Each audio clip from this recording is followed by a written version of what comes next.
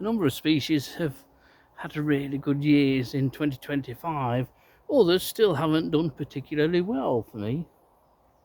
But that includes butterflies and both micro moths and macro moths. And one micro moth seems to be having a really good year, at least on the basis of the number of larval cases that are found.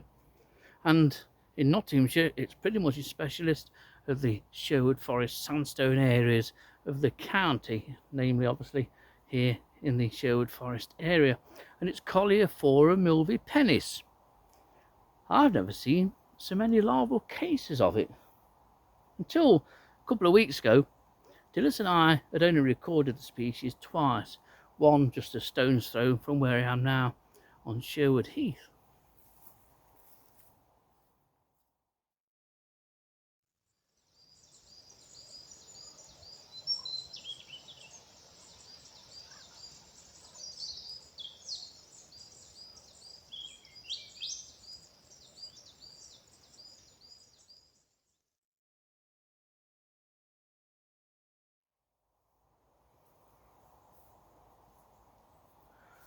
Now, although it may seem like it to many of you, I don't habitually go racing around Nottinghamshire looking for all sorts of larval cases and leaf mines of a range of micro moths. It's something I do occasionally, and certainly certain times of the year, and as you might have gathered, we're at that time of year.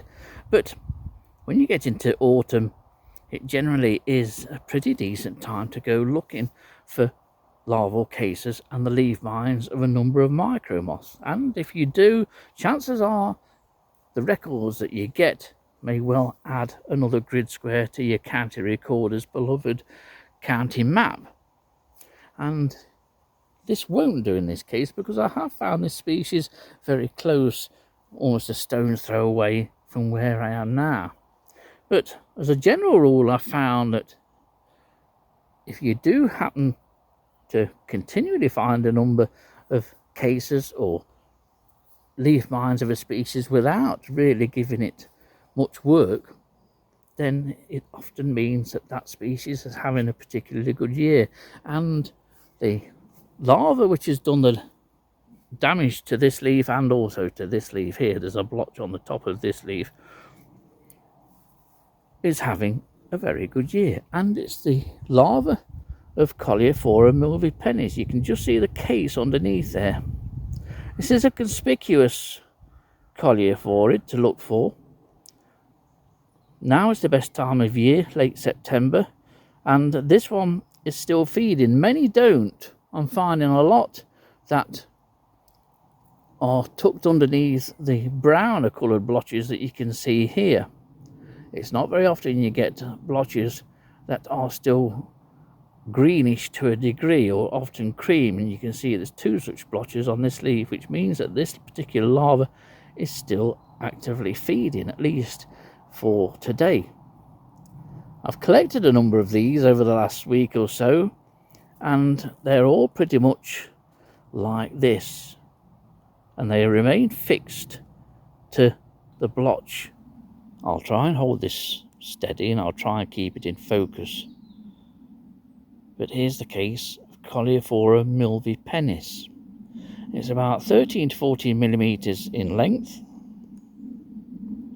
and created from a sliver of leaf, which is usually taken at the base of the leaf where it joins the petiole, and the leaf petiole is the bit that joins the leaf to the stem. I've never seen one marked so well as this, and it's because we're looking at the right side, because we just happen to have the leaf vein on this side. When I turn it round in a minute, you'll see that it's more typically patterned. But you can see this one is active, producing that greenish blotch. All the former blotches are now brown. And if I can turn it round and try and keep it somewhere near in focus, you can see how quite flat it is. Turn it round a bit more. There we have the typical sort of dotted pattern, which is formed purely by the fact that as silver birch leaves age, even when they're still on the plant, you will see them covered in tiny white dots. And the case is beautifully adorned. But you can see that to the left of the mouth of the case here, actually in the blotch mine created by the larva is feeding. You can see a darker shape, and the larva is feeding to the left of the mouth of the case.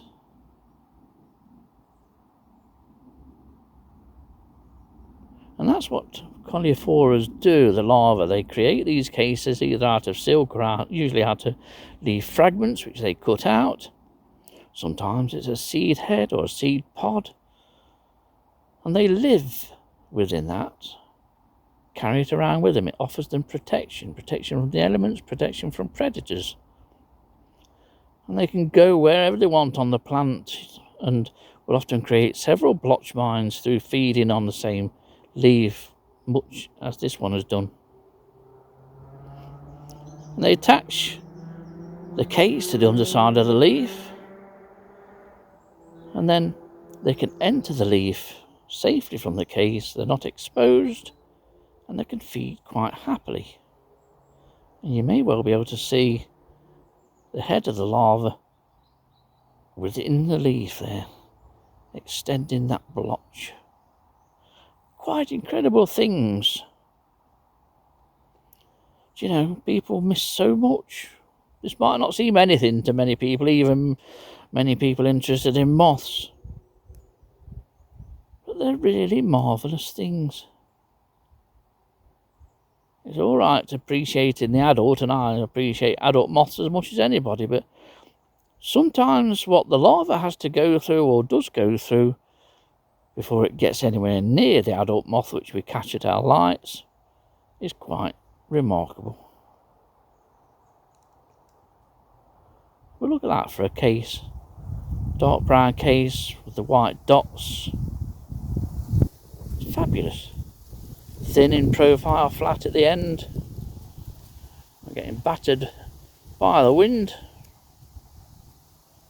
And there's that other side, looking very different, with the vein running through the leaf.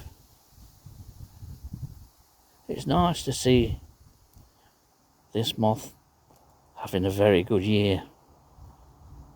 And I've never seen the adult. So that's the larval case of Coleophora milvipennis. It's not common in Nottinghamshire, as I mentioned somewhere in this video. It's restricted to the Sherwood Forest area, or at least the sandy soils, but it's the usual thing. Very few are looking for these things. But it's one you could go out and look for, because September and early October is probably the best time to look for milvipennis.